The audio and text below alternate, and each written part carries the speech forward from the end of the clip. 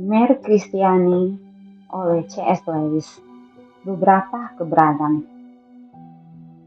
Jika kedua hal itu adalah fondasinya, saya lebih baik berhenti untuk memperkuat fondasinya sebelum saya meneruskan. Beberapa surat yang telah saya terima menunjukkan bahwa ada cukup banyak orang yang mengalami kesulitan untuk memahami apa sebenarnya hukum tentang natur manusia ini, atau hukum moral atau perilaku yang sesuai. Sebagai contoh, beberapa orang menulis kepada saya dan berkata, bukankah apa yang Anda namakan hukum moral hanyalah insting sekelompok kita? Dan bukankah insting itu telah dikembangkan seperti hanya semua insting kita yang lain? Saya tidak menyangka bahwa kita mungkin memiliki insting kelompok, tetapi bukan itu yang saya maksud dengan hukum moral. Kita semua tahu seperti apa rasanya didorong oleh insting, oleh kasih ibu atau insting seksual atau insting untuk makan. Itu berarti bahwa Anda merasakan suatu kebutuhan atau keinginan yang kuat untuk bertindak dengan cara tertentu.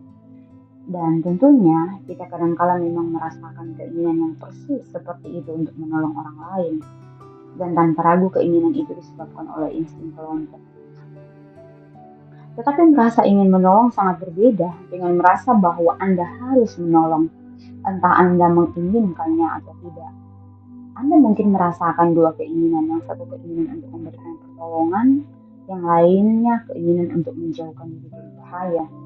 Tetapi Anda akan menemukan di dalam diri Anda sebagai tambahan dari kedua impuls ini hal ketiga, yang mengatakan pada Anda bahwa Anda harus mengikuti impuls untuk menolong dan menekan impuls untuk melarikan diri. Nah, hal ini yang menjadi hakim di antara dua insting, yang memutuskan mana yang harus didukung tidak mungkin menjadi salah satu di antara keduanya. Anda sama saja berkata bahwa lembaran musik yang memberitahu Anda untuk memainkan satu not di piano dan bukan not lainnya pada saat tertentu, pada dasarnya hanyalah salah satu dari not-not di atas papan blues. Hukum moral memberitahukan pada kita nada yang harus kita mainkan. Insting-insting kita hanyalah kunci-kuncinya. Cara lain untuk memahami bahwa hukum moral bukanlah sekedar salah satu insting kita adalah seperti ini. Jika dua insting sedang mengalami konflik dan tidak ada sesuatu pun dalam pikiran seseorang kecuali kedua insting itu, jelaslah insting yang lebih kuat pasti menang. Tetapi pada momen-momen itu ketika kita paling menyadari keberadaan hukum moral, biasanya hukum itu sepertinya menyuruh kita untuk berpihak pada impuls yang lebih lemah di antara kedua. Anda mungkin jauh lebih ingin selamat daripada menolong orang yang sedang tenggelam. Tetapi hukum moral itu tetap saja menyuruh Anda untuk menolong. Dan tentunya hukum moral itu seringkali menyuruh kita untuk berusaha menjadikan impuls yang benar lebih kuat daripada keadaan sekarang. Maksud saya, kita seringkali merasa berkewajiban untuk membangkitkan insting kelompok dengan menghidupkan imajinasi kita dan membangkitkan belas kasihan kita dan seterusnya. Sehingga kita bisa memiliki dorongan yang cukup untuk melakukan hal yang benar. Tetapi jelaslah kita bukan sedang bertindak berdasarkan insting ketika kita mulai menjadikan suatu insting lebih kuat daripada yang sebenarnya. Hal yang memberitahu Anda, insting kelompokmu sedang tertidur. Bangunkan dia. Tidak mungkin adalah insting kelompok itu sendiri. Hal yang memberitahukan Anda, not mana pada piano yang perlu dimainkan lebih keras tidak mungkin adalah not itu sendiri. Inilah cara ketiga untuk memahami. Jika hukum moral adalah salah satu dari insting kita seharusnya bisa menunjukkan semacam impuls di dalam diri kita yang selalu kita sebut baik, selalu mematuhi aturan perilaku yang benar. Tetapi Anda tidak bisa. Tak satu pun dari impuls kita yang tidak pernah diminta untuk ditekan oleh hukum moral pada waktu-waktu tertentu, dan tidak ada yang tidak pernah diminta untuk dikobarkan pada saat tertentu. Adalah suatu kesalahan jika kita berpikir bahwa sebagian dari impuls-impuls kita, misalnya saja kasih ibu atau patriotisme, adalah baik. Dan impuls-impuls lainnya seperti seks atau insting perlawanan adalah buruk. Yang sebenarnya kita maksudkan adalah kita lebih sering harus mengendalikan insting perlawanan atau dorongan seksual daripada insting kasih ibu atau patriotisme. Tetapi di situasi-situasi yang di dalamnya, seorang pria yang sudah menikah wajib mengobarkan impuls seksualnya dan seorang tentara wajib mengobarkan insting perlawanan.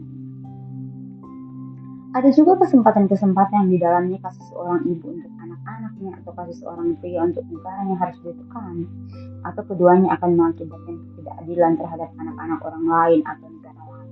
Singkatnya, tidak ada yang dinamakan sebagai impuls yang baik dan buruk. Bayangkan sebuah piano sekali lagi. Piano tidak memiliki dua macam not di dalamnya, not yang benar dan not yang salah. Setiap not itu benar pada suatu saat dan salah pada saat yang lain. Hukum moral bukanlah salah satu insting atau serangkaian insting, melainkan sesuatu yang menghasilkan semacam nada. Nada yang kita sebut kebaikan dan perilaku yang benar dengan mengarahkan insting-insting tersebut. Kebenaran ini memiliki konsekuensi praktis yang besar. Hal yang paling berbahaya yang bisa Anda lakukan adalah mengambil salah satu impuls yang mana saja dari natur Anda sendiri dan menetapkannya sebagai hal yang harus Anda patuhi apapun risikonya. Tidak satu pun di antara semuanya yang tidak akan menjadikan kita sebagai iblis jika kita menetapkannya sebagai satu penuntun yang mutlak. Anda mungkin berpikir, kasih terhadap umat manusia secara umum bersifat aman, tetapi tidak demikian. Jika Anda menghilangkan keadilan Anda akan mendapati diri Anda melanggar kesepakatan dan memalsukan bukti-bukti dalam pengadilan demi kepentingan kemanusiaan, dan pada akhirnya menjadi seorang manusia yang kejam dan licik. Yang lainnya menulis kepada saya dan berkata, bukankah apa yang Anda sebut sebagai hukum moral hanyalah suatu konvensi sosial, sesuatu yang ditanamkan kepada kita lewat pendidikan? Saya rasa ada suatu kesalahpahaman di sini. Orang-orang yang mengajukan pertanyaan itu biasanya menganggap bahwa jika kita sudah mempelajari sesuatu dari orang tua dan para guru, maka hal itu pasti hanyalah suatu hasil penemuan manusia. Tetapi tentunya tidak demikian. Kita semua mempelajari daftar perkalian di sekolah. Seorang anak yang tumbuh sendirian di suatu pulau yang terkecil tidak akan mengetahuinya. Tetapi tentunya tidak berarti bahwa daftar perkalian hanyalah suatu konvensi manusia, sesuatu yang sudah dibuat oleh manusia untuk dirinya dan yang mungkin diubah sesuai keinginannya. Saya sangat sependapat bahwa kita mempelajari aturan perilaku yang sosial dari orang tua dan para guru, dan teman-teman dan buku-buku, sebagaimana kita mempelajari hal-hal lainnya. Tetapi ada beberapa hal yang kita pelajari yang lebih dari sekedar konvensi-konvensi yang bisa saja berbeda. Kita belajar untuk tetap berada di sebelah kiri jalan. Tapi mungkin saja ada aturan untuk tetap berada di sebelah kanan jalan, dan aturan-aturan lainnya, seperti matematika adalah kebenaran-kebenaran itu. Pertanyaannya adalah, termasuk golongan manakah hukum tentang natur manusia itu? Ada dua alasan untuk mengatakan bahwa hukum itu termasuk dalam golongan yang sama dengan matematika. Pertama, adalah seperti yang sudah saya katakan dalam bab pertama, bahwa meskipun ada perbedaan-perbedaan di antara ide-ide moral dari suatu massa atau negara dengan massa atau negara lainnya, perbedaan-perbedaan itu tidak sungguh-sungguh besar. Nyatanya tidak sebesar yang dibayangkan oleh kebanyakan orang, dan Anda dapat mengenali hukum yang sama yang mendasari semuanya. Sedangkan konvensi-konvensi semata seperti aturan tentang jalan atau jenis pakaian yang dipakai orang mungkin berbeda sangat jauh. Alasan lainnya adalah ini. Ketika Anda merenungkan perbedaan-perbedaan antara moralitas satu orang dengan orang yang lain, apakah menurut Anda moralitas satu orang pernah lebih baik atau lebih buruk daripada yang lainnya? Apakah ada perubahan-perubahan yang menunjukkan perbaikan? Jika tidak, maka tentunya tidak akan pernah ada kemajuan moral apapun. Kemajuan bukan hanya berarti perubahan, melainkan perubahan ke arah yang lebih baik. Jika tidak ada gagasan-gagasan moral yang lebih benar atau yang lebih baik daripada yang lainnya, tidak akan ada artinya memilih moralitas yang berada dan bukan moralitas yang biadab, atau moralitas Kristen dan bukan moralitas Nazi. Kenyataannya, tentu saja kita semua percaya bahwa beberapa moralitas lebih baik dibanding yang lainnya. Kita sesungguhnya percaya bahwa beberapa orang yang berusaha mengubah gagasan-gagasan moral dari zaman mereka sendiri merupakan apa yang akan kita namakan para pembaharu atau para perintis. Orang-orang yang lebih memahami moralitas dibanding sesamanya. Baiklah kalau begitu. Saat Anda mengatakan bahwa serangkaian gagasan moral bisa lebih baik daripada yang lain, sebenarnya Anda sedang mengukurnya dengan suatu standar, dengan mengatakan bahwa salah satunya lebih sesuai dengan standar itu dibanding yang lain. Tetapi standar yang mengukur dua hal adalah sesuatu yang berbeda dengan kedua hal itu. Sebenarnya, Anda sedang membandingkan keduanya dengan semacam moralitas real, dengan mengakui bahwa ada yang disebut sebagai kebenaran yang real, terlepas dari apa pikiran orang, dan bahwa ide-ide sebagian orang lebih mendekati kebenaran yang real dibanding yang lain. Atau begini saja, jika ide-ide moral Anda bisa lebih benar dan ide-ide moral dari kaum Nazi kurang benar, pasti ada sesuatu semacam moralitas real yang menjadi dasar kebenaran bagi keduanya.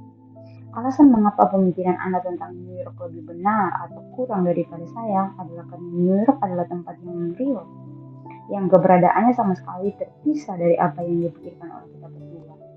Jika yang kita maksudkan pada saat kita masing-masing berkata New York hanyalah kota yang sedang saya bayangkan di dalam pikiran saya sendiri, bagaimana mungkin yang satu memiliki ide yang lebih benar dibanding yang lain? Tidak akan ada perdebatan tentang kebenaran atau kesalahan sama sekali. Sama halnya, jika aturan tentang perilaku yang susila hanya berarti apa saja yang kebetulan disetujui oleh bangsa, tidak akan ada gunanya mengatakan bahwa ada bangsa yang telah selalu lebih benar dalam persetujuannya dibanding yang lain. Tidak ada gunanya mengatakan bahwa dunia akan bisa menjadi lebih baik atau lebih buruk secara moral.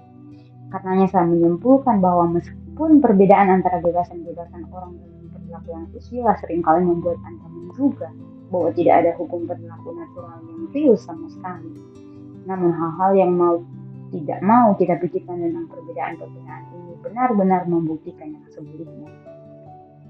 Tetapi satu hal sebelum saya mengakhirinya, saya telah bertemu dengan orang-orang yang membesar-besarkan perbedaan-perbedaan tersebut, karena mereka belum memisahkan antara perbedaan-perbedaan moralitas dengan perbedaan-perbedaan kepercayaan tentang fakta-fakta. Sebagai contoh, seseorang berkata kepada saya, 300 tahun yang lalu di Inggris membunuh para penyihir. Apakah itu yang Anda sebut sebagai aturan-aturan manusia atau perilaku yang benar? Tetapi tentunya alasan kita tidak mengeksekusi para penyihir adalah karena kita tidak percaya bahwa mereka benar-benar ada. Jika memang begitu, jika kita benar-benar berpikir bahwa ada orang-orang yang mengadakan transaksi untuk menjual diri mereka kepada iblis, dan sebagai gantinya menerima kuasa-kuasa supernatural dari si iblis, dan menggunakan kuasa-kuasa itu untuk membunuh para tetangga mereka, atau membuat mereka menjadi gila, atau mendatangkan cuaca buruk, tentunya kita akan setuju bahwa jika ada orang yang patut dihukum mati marah para pengkhianat yang mensucikan inilah orang. Tidak ada perbedaan prinsip moral di sini, perbedaan hanyalah soal fakta. Mungkin saja ada kemajuan besar dalam pengetahuan jika orang tidak percaya bahwa penyihir itu ada. Tidak ada kemajuan moral dalam sikap tidak mengeksekusi mereka ketika Anda memang menganggap bahwa mereka tidak ada. Anda tidak akan menyebut seseorang sebagai orang yang penyayang binatang hanya karena ia berhenti menaruh jebakan tikus, jika ia melakukannya karena ia percaya bahwa tidak ada tikus di dalam rumah.